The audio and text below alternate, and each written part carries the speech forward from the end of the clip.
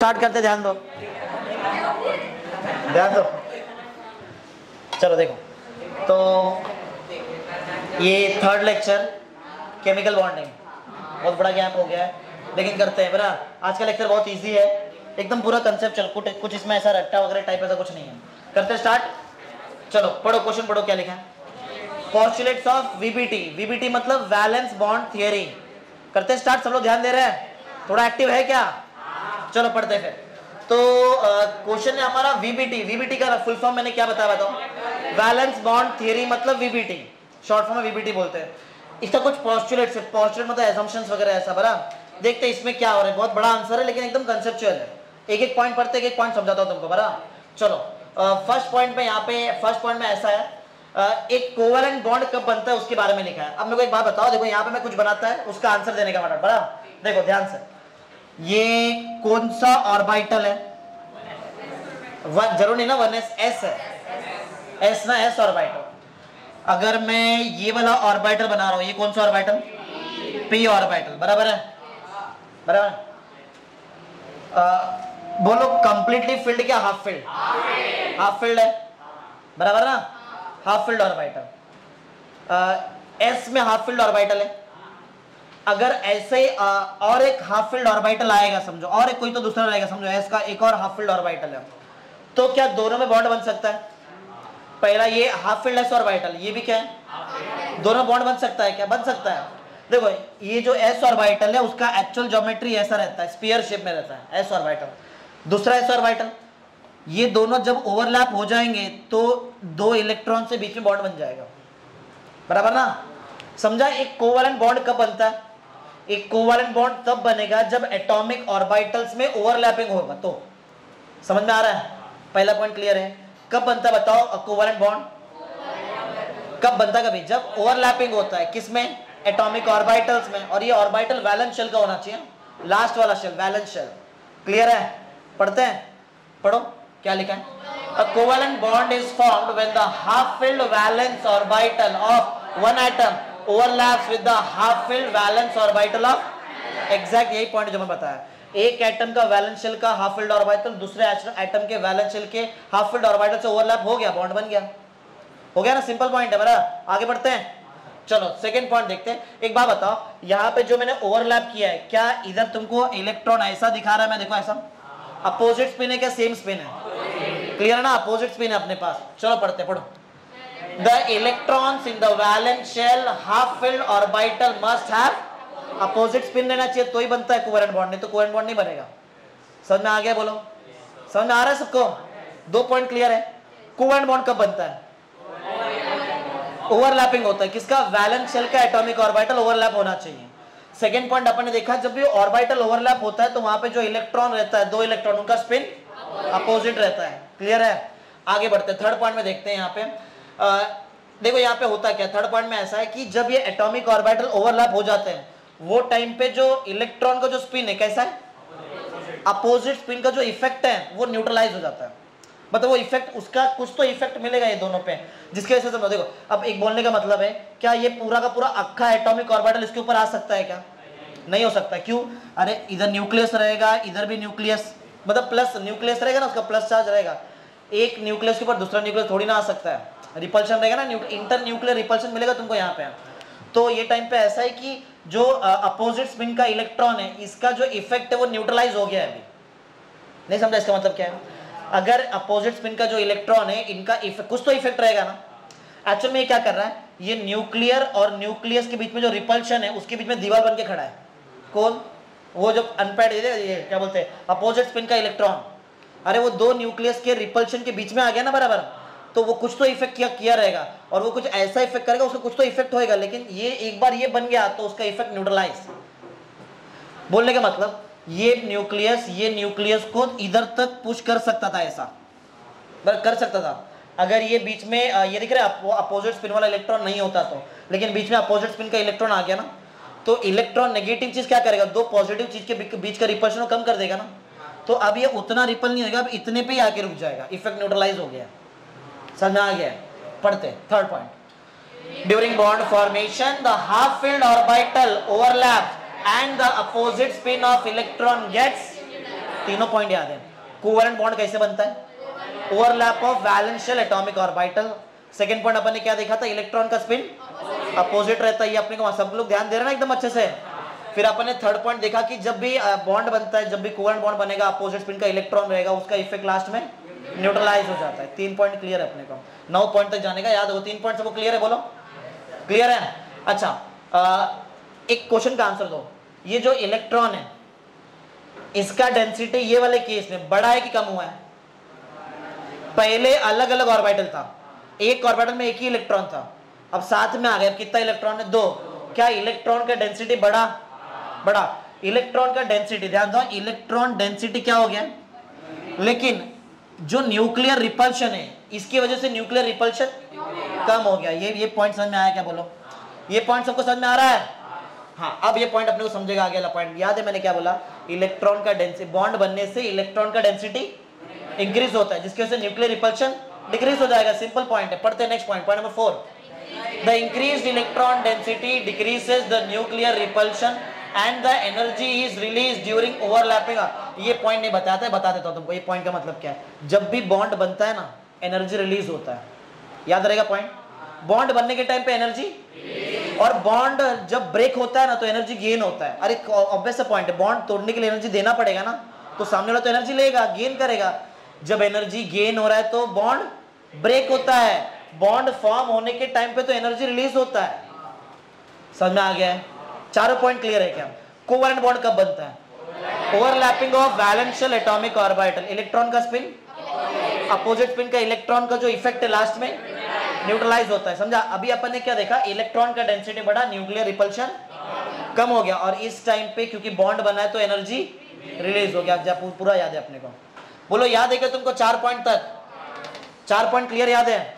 अब 5वें पॉइंट में आते हैं। यहाँ पे एक क्वेश्चन का आंसर दो मेरे को। अक्खा ऑर्बिटल एक के ऊपर एक आ सकता है क्या?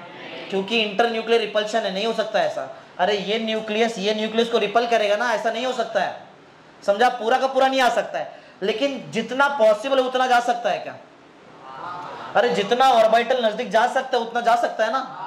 समझा? ओवरलैप होया क्या एग्जैक्ट पूरा अक्खा नहीं होता है, थोड़ा जितना मैक्सिमम पॉसिबिलिटी उतना। जितना ज्यादा ओवरलैपिंग रहेगा उतना स्ट्रॉन्ग बॉन्ड रहता है।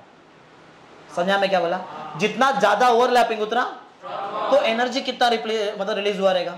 ज्यादा होएगा ना। अरे ज्यादा ओवरलैपिंग हो रहा है, बॉन्ड स्ट्रॉन्ग बन रहा है, तो एनर्जी ज्यादा रिलीज होएगा ना। समझ में आ रहा है सबको? पॉइंट बोलो क्लियर? तुमको समझा मैं क्या बोला? 5वां पॉइंट मैंने बोला कि अक्खा पूरा ऑर्बिटल एक के ऊपर एक नहीं आ सकता है, लेकिन मैक्सिमम एक्सटेंट तक तो जा ही सकता है, जिससे स्ट्रॉन्ग बॉन्ड बनेगा ना, स्ट्रॉन्ग बॉन्ड, और जिससे एनर्जी भी ज्यादा रिलीज होएगा। खत्म, इतना ही पॉइंट है। पढ़ते हैं नेक्स्ट, ग्रेटर वाला point. Greater the extent of overlap stronger is the bond. जितना ज्यादा ओवरलैप उतना स्ट्रॉन्ग बॉन्ड, उसका मतलब ये है। आगे However, complete overlap of orbital does not takes place due to internuclear। पूरा कंप्लीट तो ओवरलैप नहीं हो सकता है क्योंकि इंटरन्यूक्लियर रिपल्शन प्रेजेंट है वहां पे। समझ में आ रहा है पूरा? 5 पॉइंट याद है क्या सबको? याद है? 9 तक याद होना चाहिए। 5 पॉइंट याद है सबको? पहला पॉइंट बताओ क्या था? कोवेलेंट बॉन्ड कब बनता है? ओवरलैप होता है कौन? वैलेंस शेल का एटॉमिक ऑर्बिटल, बराबर है। फिर सेकंड पॉइंट देखा, इलेक्ट्रॉन का spin opposite. Effect of electron spin at last क्या रहता है? न्यूट्रलाइज हो जाता है। याद है ना सबको? 3 पॉइंट। फिर 4th पॉइंट में आपने देखा कि इलेक्ट्रॉन का डेंसिटी बढ़ता है, न्यूक्लियर रिपल्शन कम हो जाता है, एनर्जी रिलीज हो जाता है। 4 पॉइंट। 5वां पॉइंट देखा कि जितना ज्यादा एक्सटेंट तक ओवरलैप हुआ उतना स्ट्रॉन्ग बॉन्ड है, उतना ज्यादा एनर्जी रिलीज हुआ है। 5 पॉइंट पूरा अक्खा याद है अपने को, की पॉइंट तो याद ही है, बराबर है। 6th पॉइंट में आते, देखते 6th पॉइंट में क्या हो रहा है। देखो 6th पॉइंट में यहाँ पे ये है, एक क्वेश्चन का आंसर दो। कितना, ये पहले वाले केस में देखो कितना अनपेड इलेक्ट्रॉन है? 1 है। अभी कितना है? अगर 2 अनपेड इलेक्ट्रॉन है तो कितना बॉन्ड बनेगा? 2। ये तो सबको मालूम है। अरे उतना बॉन्ड बनता है जितना अनपेड इलेक्ट्रॉन है, बराबर ना। चलो पढ़ते हैं next point. If the atom possess more than 1 unpaired electron then it can form more than 1 bond. एक से ज्यादा इलेक्ट्रॉन तो एक से ज्यादा बॉन्ड बना सकते हैं अपन, बराबर है ना। More than 1 bond, so the number of bond form will be equal to the number of half filled orbital in the. जितना हाफ फिल्ड ऑर्बिटल है उतना ही बॉन्ड पॉसिबल। ये तो ऑब्वियस वाला पॉइंट है, कोई बहुत बड़ा पॉइंट नहीं है। समझा के? बोलो, ये समझाने की भी जरूरत नहीं था। समझा के? 6 पॉइंट सबको याद है? बेटा अभी 9th वाले पे रिवाइज मारेगा, इसके लिए 6 पॉइंट सबको याद है? ठीक है। 7th पॉइंट में जाते हैं। 7th पॉइंट थोड़ा सा बड़ा पॉइंट है। देखते क्या होता है। ये पूरा पॉइंट का मतलब इतना ही है, क्या न्यूक्लियस को रिपल करता है? करता रहेगा, लेकिन बीच में इलेक्ट्रॉन का डेंसिटी बढ़ने की वजह से इलेक्ट्रॉन, ये जो न्यूक्लियर रिपल्शन है वो क्या हो गया? क्या इतने पे न्यूक्लियर रिपल्शन रुक गया है? तो ये डिस्टेंस जहां पे न्यूक्लियस अभी प्रेजेंट है इसको बोलते हैं इक्विलिब्रियम डिस्टेंस। क्या बोलेंगे बताओ इसको? समझ में आ रहा है क्या बोला मैंने? कौन सा डिस्टेंस? इक्विलिब्रियम डिस्टेंस पे रिपल्शन मैक्सिमम है क्या मिनिमम है? अरे मैक्सिमम तो दूर चले जाता था, फिर तो ये रुक गया है डिस्टेंस, तभी मेजर करें जब रुकेगा। तो इक्विलिब्रियम डिस्टेंस पे बताओ न्यूक्लियर रिपल्शन कैसा है? मिनिमम है। तो मैं ऐसा बोल सकता है जो इसका स्टेबल एनर्जी भी बोला जाए तो मिनिमम ही रहेगा, और स्टेबिलिटी बहुत ज्यादा रहता है। रिपल्शन अगर कम है तो स्टेबिलिटी बहुत ज्यादा है। 2-3 पॉइंट याद हुआ। न्यूक्लियर रिपल्शन रहता है, इलेक्ट्रॉन डेंसिटी आने की वजह से न्यूक्लियर रिपल्शन कम हो गया तो न्यूक्लियर ऑर्बिटल रुक गया उधर ही। जब ऑर्बिटल रुक जाएगा तो उस टाइम पे उनके बीच का जो डिस्टेंस है तो क्या बोलेंगे बताओ हम लोग? इक्विलिब्रियम डिस्टेंस बोलेंगे। और इक्विलिब्रियम डिस्टेंस बोलेंगे, और इक्विलिब्रियम डिस्टेंस पे न्यूक्लियर रिपल्शन कम रहे। न्यूक्लियर रिपल्शन कम है, इसके लिए एनर्जी भी कम रहेगा, और स्टेबिलिटी मैक्सिमम। याद रखो स्टेबिलिटी मैक्सिमम उधर रहता है जहां पे एनर्जी लो रहता है। सिंपल। अब पढ़ते समझ में आएगा। कौन सा पॉइंट पढ़ रहे हैं अपन? 7 पढ़ो। The distance eight which the attractive and repulsive force balances each other is the, ये डिस्टेंस जहां पे देखो, यहाँ पे देखो अट्रैक्शन भी पॉसिबल है। क्या इलेक्ट्रॉन ये न्यूक्लियस को अट्रैक्ट करेगा? क्या इलेक्ट्रॉन वो न्यूक्लियस को अट्रैक्ट करेगा? क्या न्यूक्लियस को? तो अट्रैक्शन भी रिपल्शन भी है, दोनों है। दोनों जहां पे बैलेंस हो गया वो डिस्टेंस, उधर क्या क्या होता है तुमको सब मालूम है। न्यूक्लियर रिपल्शन कम है, एनर्जी कम है, स्टेबिलिटी ज्यादा है, हो गया। किधर थे हम लोग? इक्विलिब्रियम डिस्टेंस क्या है? Between the nuclei of bonded atom. At this distance the total energy of bonded atom is, energy minimum बताया था तुमको मैं। और समझ जाओ न्यूक्लियर रिपल्शन तो कम ही रहेगा ना। हाँ मतलब कम मतलब बैलेंस हो चुका है almost. And the stability is, बता दिया था पहले, सब याद है अपने को। 6 पॉइंट तक किधर पढ़ लिया अपने? 7 ना? 7 तक पूरा याद है? बोलो सबको, सब कुछ क्लियर है, सब याद है? ओके आते हैं 8th पॉइंट पे। 8th पॉइंट में देखते हैं, यहाँ पे थोड़ा डिटेल में इंफॉर्मेशन दिया हुआ है। यहाँ पे देखो थोड़ा पढ़ते हैं इसको, फिर मालूम पड़ता है। एक्चुअली सिंपल यहाँ पे पॉइंट में इतना यही लिखा है यहाँ पे कि एक ऑर्बिटल से इलेक्ट्रॉन, अगर समझो ये पैड इलेक्ट्रॉन है, पैड है, ये 2s का ऑर्बिटल है, ये 2p का ऑर्बिटल है, बराबर। क्या इधर का इलेक्ट्रॉन जंप मार सकता है? इधर कर सकता है, नंबर सेम दिख रहा है, कर सकता है आराम से, बराबर। एनर्जी का गैप बहुत कम है। 2p का नो डाउट एनर्जी ज्यादा रहता है 2s के कंपेयर, लेकिन इनके बीच में जो गैप है बहुत कम रहेगा। समझ आ रहा है? 2s का एनर्जी और 2p के एनर्जी के बीच में एनर्जी गैप बहुत कम है, एकदम स्लाइटली बहुत कम गैप है, समझा? इसके लिए यहाँ का इलेक्ट्रॉन वहां जंप मार सकता है। समझ में आ रहा है? इधर नेक्स्ट पॉइंट में आएगा, इलेक्ट्रॉन जब जंप मारेगा तो कहां से कहां जंप मार सकता है? वो कौन से ऑर्बिटल में जंप मार सकता है जिसका एनर्जी बराबर इससे मैच हो या फिर स्लाइटली थोड़ा सा डिफरेंस हो, बराबर है? पढ़ते मालूम पड़ेगा। और भी बहुत सारा इंफॉर्मेशन आएगा, वो बताऊंगा, पढ़ने के बाद बताऊंगा। पढ़ो। The electron which are paired, देखो जोड़ी में था इलेक्ट्रॉन, जंप मार दिया, कब मारेगा? जब बीच में एनर्जी का गैप कम रहेगा, स्लाइट गैप रहेगा एकदम, बराबर। हाँ किधर था? In the valence shell can not participate in the, right point है। क्या ये इलेक्ट्रॉन की वजह से बॉन्ड बनता है? पैड इलेक्ट्रॉन के से कभी बॉन्ड नहीं बनता है, अनपैड इलेक्ट्रॉन की वजह से बॉन्ड बनता है, मालूम है ना? ये तो राइट पॉइंट है। आगे बढ़ो। However, in an atom, if there is more than one vacant orbital, इसका मतलब बता दो तुमको, इसका एक्चुअल मतलब हुआ क्या है यहाँ पे देखो। बोलो फर्स्ट केस में कितना बॉन्ड बनाएगा? नहीं बनाएगा। क्यों? अनपैड इलेक्ट्रॉन नहीं है क्या अनपैड इलेक्ट्रॉन? लेकिन क्योंकि एनर्जी में बहुत कम गैप है, यहाँ का इलेक्ट्रॉन यहाँ जंप मार सकता है। कब जंप मार सकता है? जब सामने खाली ऑर्बिटल दिखना तो बनता है ना। अरे अगर इधर खाली ऑर्बिटल ही नहीं है तो जंप कहाँ मारेगा वो? समझा? पहली बात तो वैकेंट ऑर्बिटल होना चाहिए, वैकेंट ऑर्बिटल होना चाहिए, पहला कंडीशन। दूसरा कंडीशन, दोनों के बीच में एनर्जी गैप कम, तो जाके यहाँ का इलेक्ट्रॉन इधर जंप मारेगा और फिर अनपैड इलेक्ट्रॉन 2 दिखा, 2 बॉन्ड बनाएगा। समझ रहे हैं? पैड इलेक्ट्रॉन बनाता है क्या बॉन्ड? वही स्टार्टिंग में तो वही हुआ है। अभी अपन अनपैड देख रहे कि अगर सामने अगर खाली ऑर्बिटल है और एनर्जी का गैप कम है तो जंप मारेगा और तो बॉन्ड बनेगा। पढ़ते हाउएवर से पढ़ने वाले थे अपन। However in an atom if there is one or more vacant or आगे खाली ऑर्बिटल है, हाँ आगे present, then this electron can unpair, खुद को अनपेयर कर लेगा, जोड़ी तोड़ देगा, आगे जाएगा direct, can unpair and participate in bond formation provided the energy of field मतलब ये वाला है, तो पहले भरा था ये, और ये था vacant. Filled and vacant orbital differs, ये बताया था, स्लाइटली फ्रॉम ईच अदर। अरे याद है कि नहीं, मैं जो बताया एग्जैक्ट पॉइंट है उधर, सब याद है तुमको? ओके, लास्ट पॉइंट देखते हैं। लास्ट पॉइंट में ये बहुत, लास्ट पॉइंट तो बहुत इजी पॉइंट है, जरा लास्ट पॉइंट एकदम ध्यान से देखो, तुम लोग आंसर खुद ही बता देंगे मेरे को। इधर देखो, शेप बताता हूं, हर एक ऑर्बिटल का शेप, ध्यान देना, ज्यादा टाइम लगेगा नहीं लेक्चर खत्म होने के लिए। कौन सा ऑर्बिटल है? एस। एस ऑर्बिटल का शेप स्फीयर होता है, स्फेरिकल शेप, बराबर है। पी ऑर्बिटल का शेप डंबल शेप होता है, और पी ऑर्बिटल में अलग अलग ओरिएंटेशन होता है, एक्स एक्सिस, मालूम है क्या? ये सब पढ़ाया हुआ है। वाई एक्सिस, ऐसा जेड एक्सिस, बराबर है? समझ में आ रहा है? बोलो सबको मैं क्या बता रहा हूं। मेरे को एक क्वेश्चन का आंसर दो। अगर पी ऑर्बिटल को बॉन्ड बनाने का है तो यहाँ पे पी मतलब बॉन्ड बनना है तो ऑर्बिटल का ओवरलैप होना तो जरूरी है। क्या ये ओवरलैप है ना? एस ओवरलैप हो रहा है किसके साथ? नहीं, पी के जेड वाले के साथ, पी जेड के साथ, बराबर है? अब बोलो कौन ओवरलैप हो रहा है? एस हो रहा है पी, अब बोलो तो कितना अलग अलग डायरेक्शन में पी ऑर्बिटल ओवरलैप हो सकता है? 3। अरे 3। वैसे एस का बताओ। एक देखा जाए तो करते तो एक ही है, लेकिन बहुत सारा पॉसिबिलिटी है, किधर भी, अरे ऊपर ओवरलैप, आजू भी किधर भी ओवरलैप, समझा ना?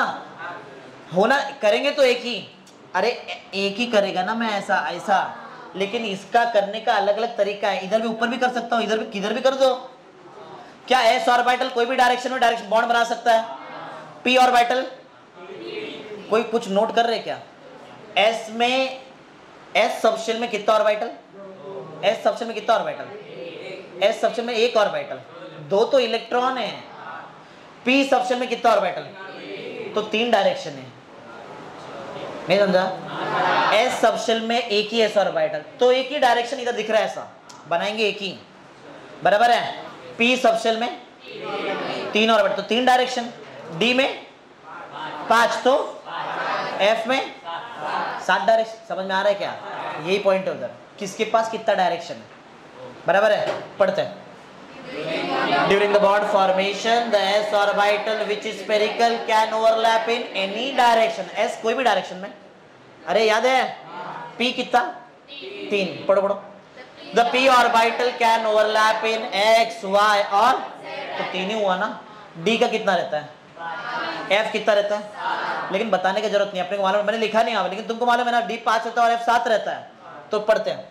Similarly, the d and f orbital are oriented in certain मतलब 5 और 7 रहेगा, अपने को मालूम है, टेक्स्ट बुक में नहीं दिया लेकिन अपने को तो मालूम है। in certain direction in a space and overlap only in the direction, thus the covalent bond is directional in nature। इसका मतलब समझा?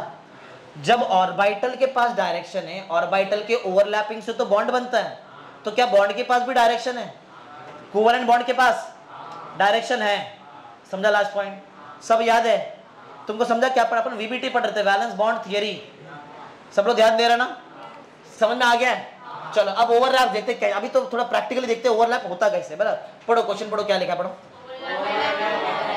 Overlap, overlapping of atomic orbit. तुमको बॉन्ड्स पता है? बॉन्ड्स सिग्मा और ये 2 बॉन्ड बताया था। अब ये कैसा बनता है वो देखते। चलो, तो 2 टाइप का एटॉम, 2 तरीके से एटॉमिक ऑर्बिटल ओवरलैप होता है। दोनों तरीका बता देता हूं। देखो, ये जो तरीके से यहाँ पे एटॉमिक ऑर्बिटल ओवरलैप हुआ है, इसको बोलते हैं इंटर न्यूक्लियर, या फिर nuclear, along nuclear axis. Check करो क्या ये न्यूक्लियर एक्सिस के अलोंग हुआ है ओवरलैप? अरे न्यूक्लियस को जो लाइन ज्वाइन करता है, क्या उसके अलोंग हुआ है क्या ओवरलैप?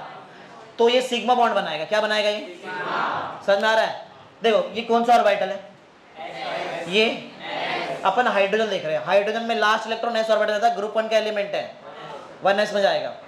समझ में आ रहा है? सबको ध्यान दे रहे हैं? तो ये जो है, ये दोनों का अगर ओवरलैप होना है तो कुछ ऐसा होएगा ओवरलैप। ध्यान दे रहे सब लोग? अगर ऑर्बिटल अगर ऐसा ओवरलैप होता है तो क्या एस ऑर्बिटल एस के साथ ओवरलैप हो गया? क्या नाम देंगे उसको? S overlap. एस मतलब एस ऑर्बिटल ने एस के साथ ही ओवरलैप किया है। क्या ये बराबर? चेक करो, ये इंटर न्यूक्लियर एक्सिस के अलोंग ओवरलैप हो रहा है तो ये सिग्मा बॉन्ड बनाएगा। कौन सा बॉन्ड? जो भी overlapping along inter nuclear axis होता है वो कौन सा बॉन्ड? सबको याद होना चाहिए। याद है? एग्जाम्पल एसएस ओवरलैप का एग्जाम्पल याद रहेगा, मैं पढ़ाऊंगा इसके ऊपर पढ़ाऊंगा। एसएस ओवरलैप का एग्जाम्पल याद है? हाइड्रोजन H2 है, हाइड्रोजन मॉलिक्यूल। दूसरा कौन सा ओवरलैप पढ़ते हैं? पीपी ओवरलैप में कौन सा? देखो ये फ्लोरीन F2 बना के दिखाओ, किधर बता दो, दिखा बताऊं। पी ऑर्बिटल का डबल शेप होता है। एक पॉइंट बहुत इंपॉर्टेंट है, देखो अगर मैं ये px लू ना, px, क्या तुमको लगता है ये न्यूक्लियस इंटर न्यूक्लियर एक्सिस के अलोंग ओवरलैप होएगा? देखो ये एक p ऑर्बिटल है, ये एक p ऑर्बिटल है, ये दूसरा p ऑर्बिटल है। बताओ क्या ये इंटर न्यूक्लियर के अलोंग ओवरलैप हुआ है क्या एक्सिस? नहीं। अरे बराबर न्यूक्लियस के अलोंग ओवरलैप है, ये तो ऐसा ओवरलैप हो गया। देखो ये हुआ है overlap perpendicular to the inter nuclear axis, इससे पाई बॉन्ड बनता है। इससे कौन सा बॉन्ड बनेगा? सिग्मा बॉन्ड का ही बनता है। अगर along inter nuclear axis overlapping हुआ तो सिग्मा बॉन्ड। सब लोग ध्यान दे रहे हैं क्या? समझ में आ रहा है? तो एक बात बताओ, क्या px वाला कभी सिग्मा बॉन्ड बना सकता है? नहीं बना। क्या py वाला कभी बना सकता है सिग्मा बॉन्ड? नहीं। लेकिन pz वाला ये बना सकता है। देखो तो मैंने लिखा pp ओवरलैप है, लेकिन एक्चुअल में वो pz ओवरलैप है। अरे p में x और y थोड़ी ना ओवरलैप करके सिग्मा बॉन्ड बनाएंगे। सिग्मा बॉन्ड बनाने के लिए कौन सा ओवरलैप चाहिए? pz एक्चुअल में चाहिए। क्लियर है? ठीक है, तो किधर थे हम लोग? हाँ, p पे ओवरलैप पढ़ रहे। इसमें एग्जांपल है फ्लोरीन। फ्लोरीन का एटॉमिक नंबर 9 है, इलेक्ट्रॉनिक सबको आता है। 9 भरो, 1s2 2s2 2p5। p में 5 इलेक्ट्रॉन। p में कितना ऑर्बिटल रहता है? 3 रहता है, 3 डब्बा रहता है। तो 5 भरने का है तो 1 2 3 पहले सिंगल भरता है, फिर 4 5। मतलब बताओ 2px में कितना इलेक्ट्रॉन? 2। 2py में 2। 2pz में 5 हुआ ना ऐसा? अरे 1 2 3 फिर 4 और 5 हुआ था ना।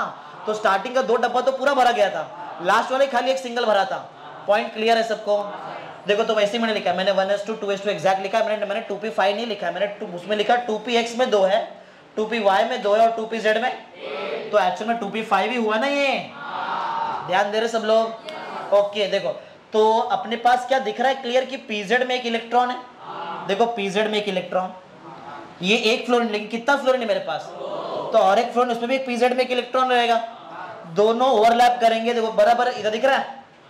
अरे दिख रहा है कि 2 इलेक्ट्रॉन। क्या ये इंटर न्यूक्लियर एक्सिस के अलोंग ओवरलैपिंग हुआ है?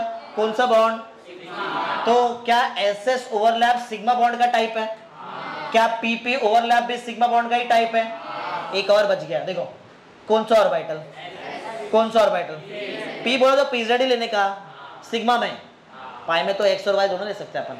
बराबर है? एग्जाम्पल पढ़ो क्या है? नाम हाइड्रोजन फ्लोराइड। बराबर है? Hydrogen fluoride. हाइड्रोजन में के पास 1s। अरे फ्लोरीन तुमको, फ्लोरीन में लास्ट इलेक्ट्रॉन pz में जाता है। अरे देखो ना, पहले भी तो बनाया मैंने। तो इधर एक इलेक्ट्रॉन रहेगा, इधर एक इलेक्ट्रॉन, ओवरलैप होगा। चेक करो क्या फिर से इंटर न्यूक्लियर एक्सिस के अलोंग ओवरलैपिंग है? कौन सा बॉन्ड? तो सिग्मा बॉन्ड 3 अलग अलग टाइप के ओवरलैपिंग से बनता है। बोलो कौन सा? SS overlapping, PP overlapping, SP. P क्या होना चाहिए लेकिन? आता है, पूरा आता है। समझ में आ गया सिग्मा बॉन्ड? तो चलो सिग्मा का थियरी थोड़ा पढ़ लेते। तुमको याद हो गया सिग्मा का ही बनता है, बाकी एकदम इजी। पढ़ो। When the overlap of the bonding orbital are along the internuclear axis, along है ना, it is called as sigma overlap या फिर sigma bond। सिंपल है। 3 टाइप लिखा है, ये तुमको ऑलरेडी याद है पूरा। 2s, अरे 2s मतलब ss ओवरलैप, 2p मतलब pp ओवरलैप, sp ओवरलैप। समझ में आ गया? पाई में आते हैं। पाई में कैसा ओवरलैपिंग होना चाहिए? क्या इंटर न्यूक्लियर एक्सिस के अलॉन्ग होना चाहिए? Perpendicular to inter nuclear axis. याद है? अच्छा ये जो है ना, ये टाइप के ओवरलैपिंग को बोलते हैं साइड वे ओवरलैपिंग। क्या बोलने का? साइड में हुआ ना, ऐसा साइड में ओवरलैपिंग हुआ है, साइड वे ओवरलैपिंग। या फिर इसको बोल सकते हैं लैटरल ओवरलैपिंग। कौन सा ओवरलैपिंग? पाई में कैसा ओवरलैपिंग? साइड वे या फिर। सब लोग ध्यान दे रहे हैं? पढ़ते हैं? थियरी पढ़ो अपने। ये तो बता दिया। अरे ये तो वही डायग्राम है। pz है क्या? px है क्या? py है? pz नहीं हो सकता अभी, pz तो सिग्मा में आएगा। इधर px, ये px एकदम वर्टिकल है। चलो पढ़ते, पढ़ो। When two half filled orbital of two atom overlap sideways, sideways का मतलब laterally it is called as pi overlap, उसको पाई ओवरलैप बोलते हैं, समझ में आ रहा है?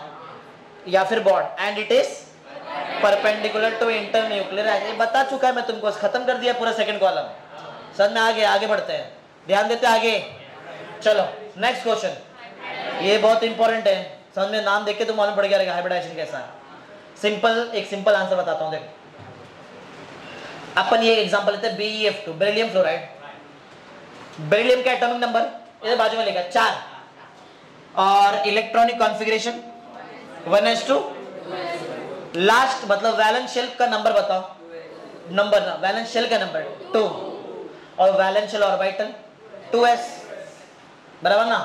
तो इसका मतलब है क्या 2s में 2 इलेक्ट्रॉन है, ये ग्राउंड स्टेट है। क्या देख के लगता है ये बॉन्ड बनाएगा? अनपेड इलेक्ट्रॉन रहेगा तो बॉन्ड बनाएगा, लेकिन रियलिटी में तो ये 2 बॉन्ड बनाता है फ्लोरीन के साथ, दिख रहा तो नहीं है। इसका रीजन क्या है? हाइब्रिडाइजेशन। इसका रीजन समझा क्या है? समझ बताओ कैसा? ये तो ग्राउंड स्टेट है, एक्साइटेड स्टेट में क्योंकि 2s और 2p का एनर्जी ऑलमोस्ट सेम है, मतलब नियरली सेम है, कम गैप है, तो क्या एक इलेक्ट्रॉन 2s से जंप मारेगा 2p में? एक क्वेश्चन का आंसर दो, क्या 2s में जो इलेक्ट्रॉन है वो कपल्ड है क्या अनकपल्ड है? नहीं, अनकपल्ड है। डायरेक्शन अनकपल्ड है, साथ में इसका मतलब नहीं कि कपल्ड है, वो अनकपल्ड। कहीं और मत जाओ, यही रहो और केमिस्ट्री में ध्यान दो, और ये वाली केमिस्ट्री में ध्यान दो, बाकी और कोई केमिस्ट्री में ध्यान मत दो। चलो सब लोग का ध्यान इधर, हाँ चलो एक बार फिर से इधर आ जाओ। तुम लोग किधर से कुछ भी नहीं खाते हैं, चलो तुम लोग हंसते रहो, मालूम पड़ जाता है कुछ तो तुम्हारे दिमाग में चल रहा है। मैं अरे तुम लोग हंसा रहे तो मैं हंस रहा, अभी 10 लोग हंसेंगे तो मेरे को हंसना पड़ेगा ना उसमें। बस चलो आते रिटर्न इधर, रिटर्न सब लोग का ध्यान इधर, किधर थे हम लोग? हाँ इधर है, सबका ध्यान इधर। इलेक्ट्रॉन ने जंप मारा 2s से किधर? क्योंकि अनकपल्ड था, बराबर ना? तो इधर से उसने जंप मार दिया, दूसरे जगह पे चला गया, दूसरे जगह पे गया, दूसरे ऑर्बिटल में गया, और कहीं नहीं गया। अब बस बताओ ये जो इलेक्ट्रॉन है, बताओ ये कौन से ऑर्बिटल का इलेक्ट्रॉन है? 2s। और ये कौन किसका है? एनर्जी में थोड़ा बहुत ही गैप है। क्या देख के लग रहा है 2 बॉन्ड बनाएगा? क्या अभी बॉन्ड बनाएगा? ये डायरेक्ट ये केस में नहीं, इधर नहीं। बॉन्ड तब बनता है जब ऑर्बिटल ऐसा अलग अलग नहीं, हाइब्रिड हो जाए। ये किसका है ऑर्बिटल बोला बताओ तुम लोग? 2s का। ये तो एक्चुअल में क्या होता है, ये दोनों ऑर्बिटल मिक्स हो जाएंगे, इधर एक इलेक्ट्रॉन इधर। अब बोलेंगे ये है, एक मिनट फिर से, इसका नाम क्या था? 2s। इसका नाम 2 हटा दो, साथ में बोलो 2 हटा के, sp hybrid orbital. sp hybridization नहीं है, समझ में आ रहा है? समझ में आ रहा है क्या? अगर एक s ऑर्बिटल है, एक p ऑर्बिटल है, तो कौन सा हाइब्रिडाइजेशन? sp। एक s है 2p, एक s है 3p, एक s है 4p, होता ही नहीं है 4p। अरे p मैक्स टू मैक्स 3 ही होता है, 4p नहीं, sp4 नहीं होता, लास्ट sp3, कम से कम sp, बराबर है? पढ़ते हैं, आगे बढ़ते हैं। समझ में आ गया क्या क्या हो रहा है? अब समझा बेरिलियम 2 बॉन्ड कैसे बनाता है? ग्राउंड स्टेट में तो नहीं बनाएगा, कौन सा स्टेट में? और वो भी हाइब्रिड ऑर्बिटल बनाने के बाद, ठीक है? चलो अब पढ़ते हैं, फटाफट कंप्लीट करते हैं इसको। तुमको क्या लग रहा है यहाँ पे क्या ऑर्बिटल मिक्स हो गए? अरे ऑर्बिटल मिक्स हुए थे क्या? कुछ नया बन गया था? पहले 2s था, 2p था, बाद में 2sp हो गया, वो मतलब इन शॉर्ट sp हो गया। तो क्या ऑर्बिटल मिक्स हो गए थे? मिक्स हो गए, कुछ नया बनाया, रिकास्ट कर दिए। तो mixing and recasting of orbital होता है, ये एक स्टेप है हाइब्रिडाइजेशन में। मिक्स होगा और क्या बन जाएगा? कुछ नया रिकास्ट हो जाएगा। वैसे ही फॉर्मेशन ऑफ एक्साइटेड स्टेट भी, कुछ तो एक एक्साइटेड स्टेट आता है बीच में, कुछ स्टेप्स है हाइब्रिड में। मानो ये वाला पढ़ाना बाकी है, लेकिन अभी आगे तो बता देता हूं। यहाँ पे हाइब्रिडाइजेशन का 2 स्टेप, पहले formation of excited state, second mixing and recasting of atomic orbitals, बराबर है? आते हैं फिर से हाइब्रिडाइजेशन। समझा क्या क्या हुआ हाइब्रिडाइजेशन में? समझा कैसे बनाया था मैंने हाइब्रिड ऑर्बिटल? चलो अब पढ़ते, पढ़ो। Hybridisation refers to the mixing, mix हो गया, mixing of valence orbital of some atom and recasting them into equal number of new, equal number क्यों? पहले कितना अनपेड इलेक्ट्रॉन था? कितना? पहले अभी ये केस में, इसके बाद जो मैंने बनाया था ओके,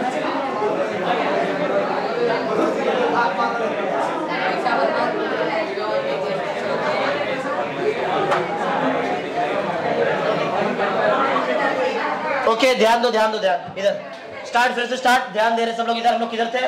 हाँ, हम लोग डिफाइन पढ़ते, आधा डिफाइन हो गया है, एक बार फिर से चालू करते हैं। फिर भी पढ़ो।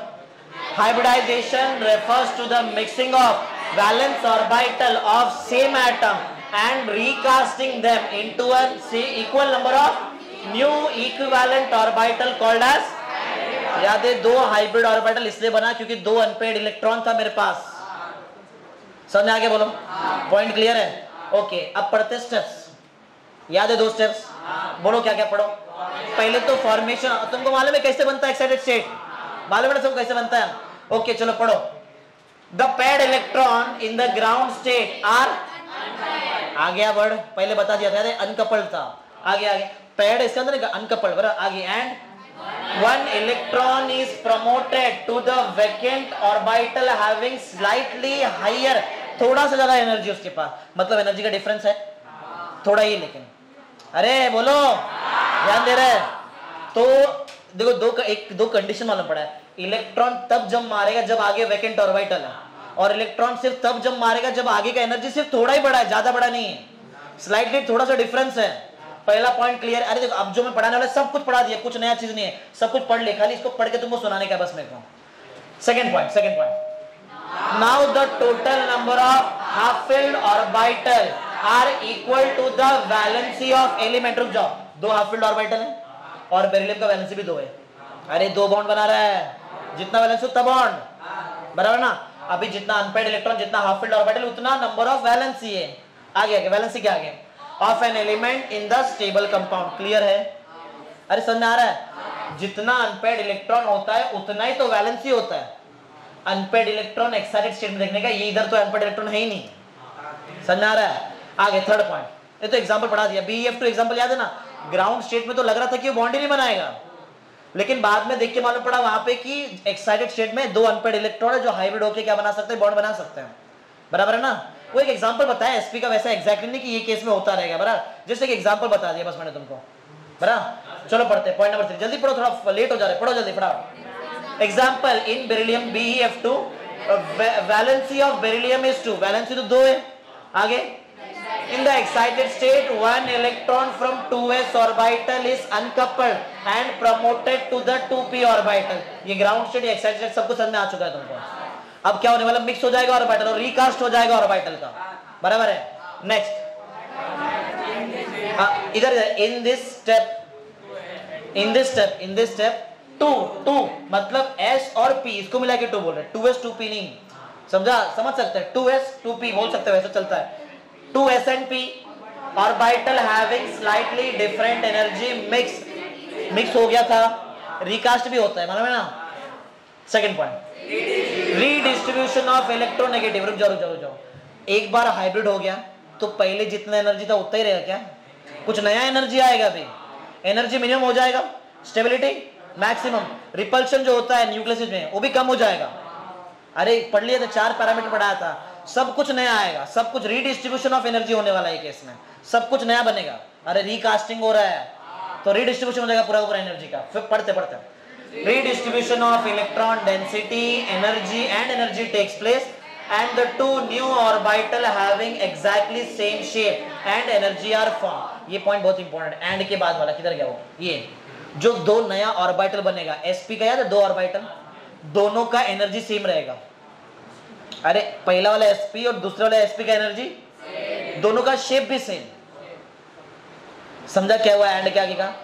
हाइब्रिड ऑर्बिटल क्या क्या सेम होता है? एनर्जी सेम होता है और शेप सेम होता है। समझ में आ गया है? बोलो, क्लियर है ना? ओके चलो नेक्स्ट पढ़ते हैं।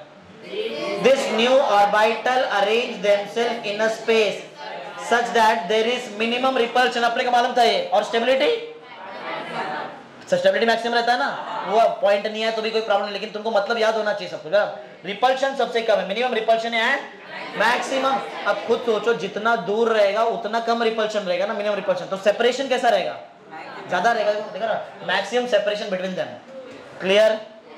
लास्ट पॉइंट, एक मिनट जब भी हाइब्रिडाइजेशन होता है, so during the formation of sp hybrid orbital, जब sp का हाइब्रिड, देखो s और p एंगल 180, ये 180।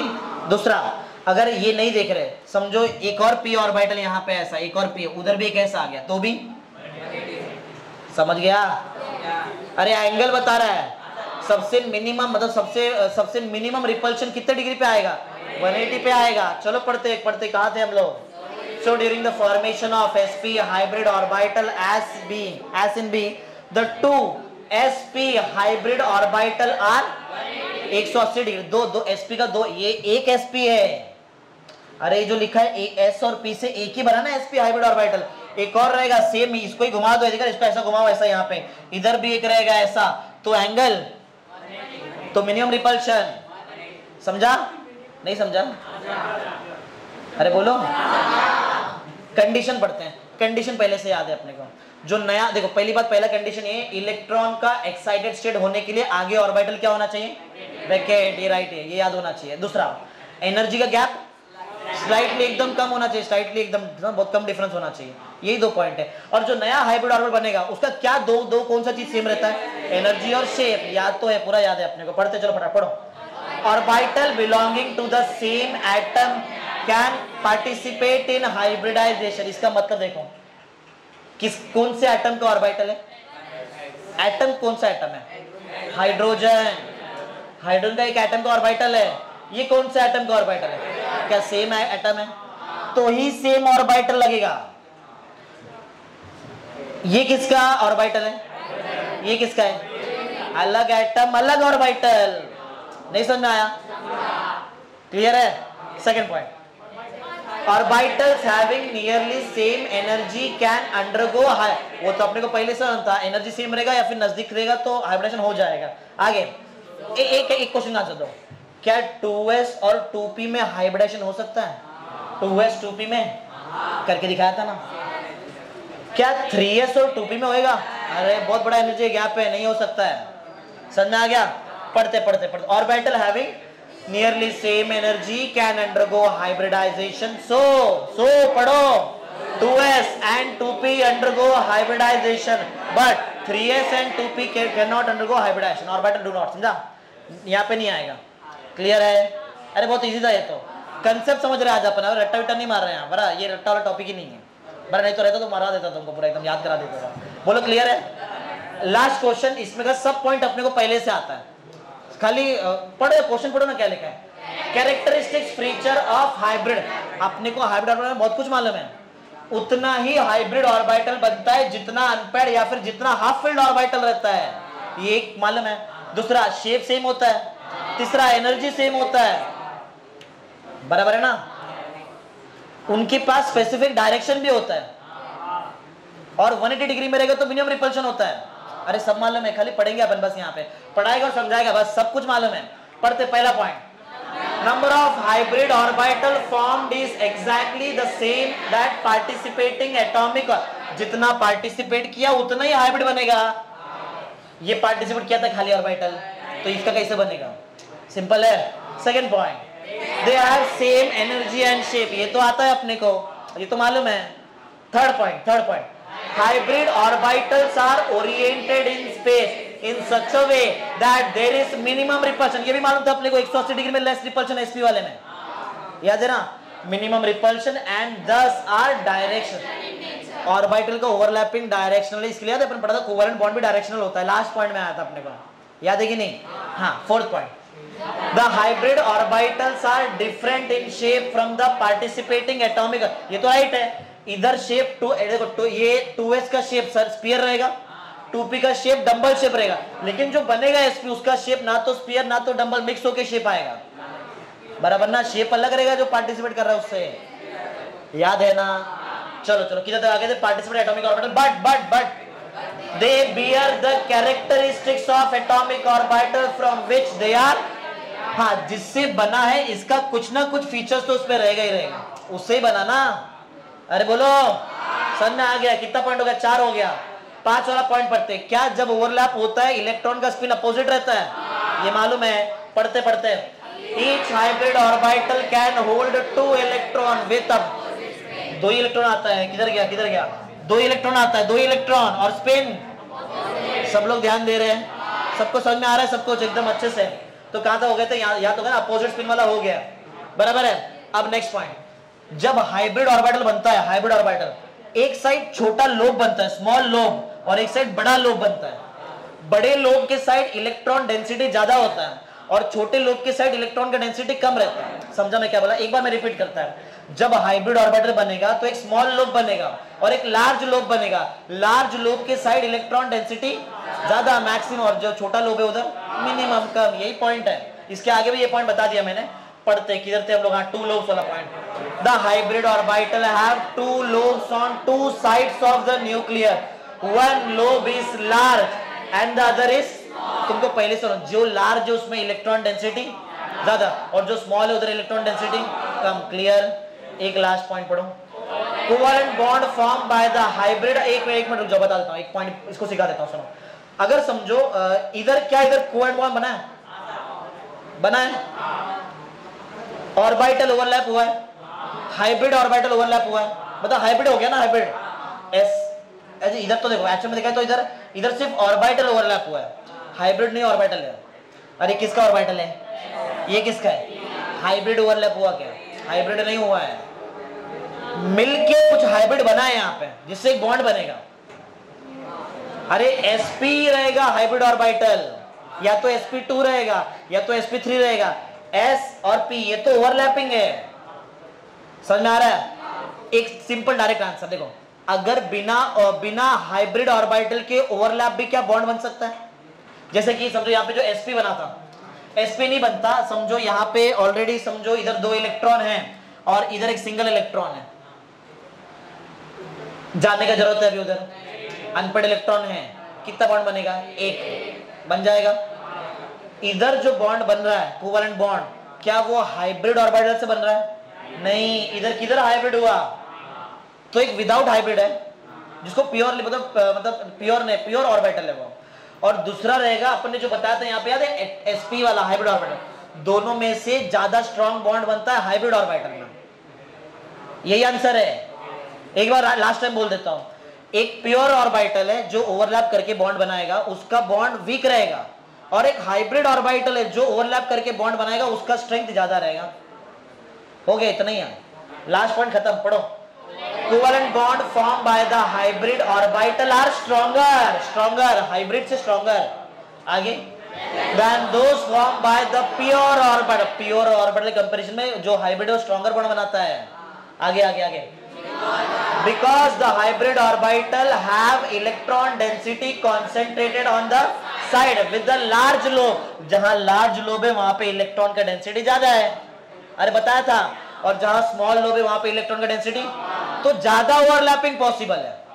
और जब ज्यादा ओवरलैपिंग हुआ तो बॉन्ड तो स्ट्रॉन्ग बनता, पहले पढ़ लिया अपन ने। आगे किधर तक कहते हैं, electron density constant on the side with the large lobe and the other is small, allowing, इसके से होता क्या, allowing greater overlap of orbitals.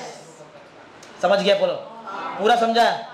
अभी इसके बारे में एक्चुअल हाइब्रिडेशन तो अपन कल देखेंगे नेक्स्ट वाले लेक्चर में, कि sp3 क्या होता है, sp2 कैसे होता है, sp हाइब्रिडेशन कैसे होता है। क्लियर है, बोलो, समझ में आ गया सबको, ठीक।